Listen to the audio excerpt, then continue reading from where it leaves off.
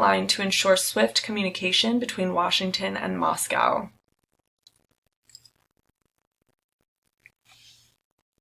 Second to civil rights, the war in Vietnam probably caused the most division among Americans during the 1960s, especially the last few years of the war. American intervention in Vietnam really began in earnest in the 1950s. By the 1950s, Vietnamese revolutionaries called the Viet Minh had been fighting for independence from the French for decades. They were led by Ho Chi Minh, a revolutionary who had studied communist doctrine in the Soviet Union, but it's important for us to note that he was not controlled by the Soviets. He even modeled his 1945 Vietnamese Declaration of Independence on that of the U.S. Declaration of Independence, and repeatedly petitioned the U.S. to pressure France to grant independence to Vietnam. Sadly, if U.S. officials had recognized that Ho Chi Minh was legitimately looking to liberate his country from colonial rule and had seen it as a push for self-determination rather than the expansion of the Soviet Union, the U.S. would never have become engaged in the war. Ho Chi Minh's overriding objective was the liberation of Vietnam along socialist principles. In 1954, the Viet Minh defeated the French. With the backing of the United States, the Soviet Union, and China, both sides agreed to divide Vietnam at the 17th parallel and hold free elections to unite the country in 1956. However, Eisenhower was convinced that Ho Chi Minh and his followers would win free elections, and he applied the domino theory to Vietnam, thinking that if Vietnam became communist, the rest of Southeast Asia and Japan would follow, which would threaten American strategic power in the region as well as access to foreign markets in the area.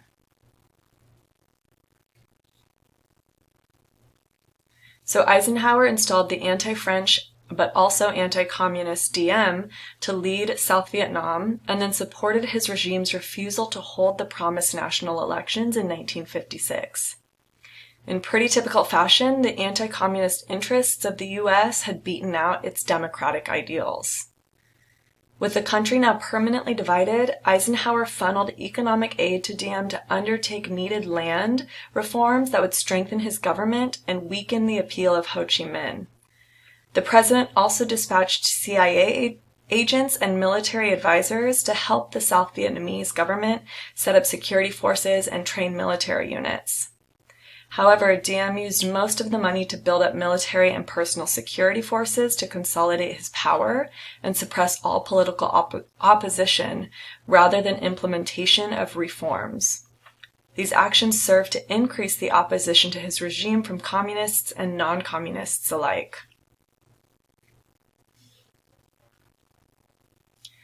JFK took a similar line to Eisenhower when it came to Vietnam. The situation further deteriorated in 1963 when the Catholic Diem prohibited the country's Buddhist majority from holding religious celebrations. In protest, Buddhist monks took their own lives through self-immolation, which means to set oneself on fire. These actions were broadcast on American news television across the nation. The Kennedy administration endorsed a military coup to replace the Diem government, but it did little to improve South Vietnam's war against the communists.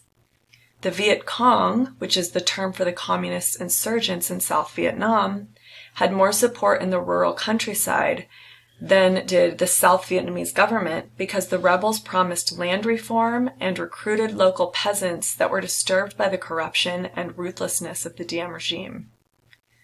After Kennedy was assassinated, his vice president, Lyndon B. Johnson, faced a difficult decision about Vietnam.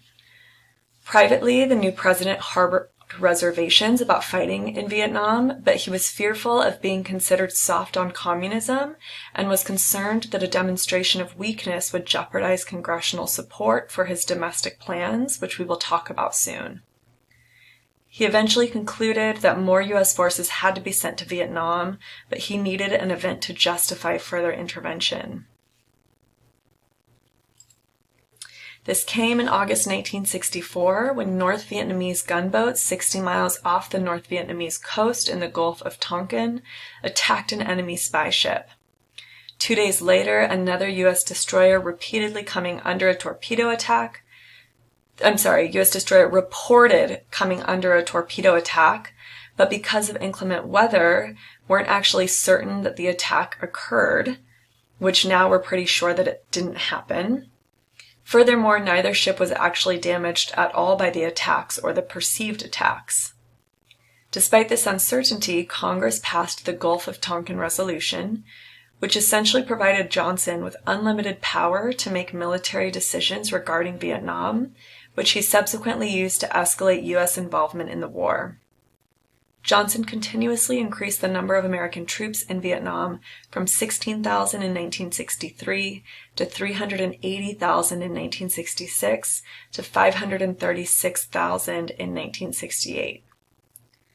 Vietnam was, as I'm sure many of you already know, a horrendous war. America's Operation Thunder was a massive bombing campaign over North Vietnam, and its infiltration routes into South Vietnam that within 3 years had dropped more bombs on Vietnam than the total amount used by the United States in World War II.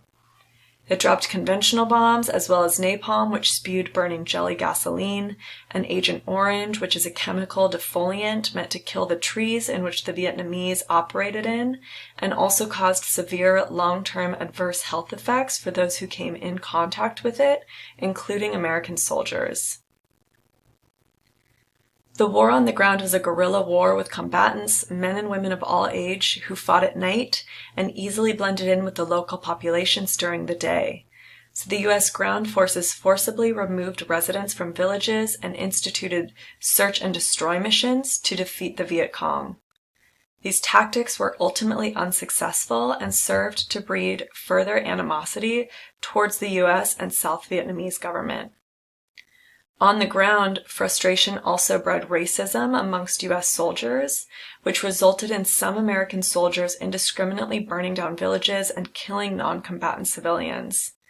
These atrocities peaked in March of 1968 with the My Lai massacre, where an American platoon murdered between 350 and 500 unarmed Vietnamese civilians.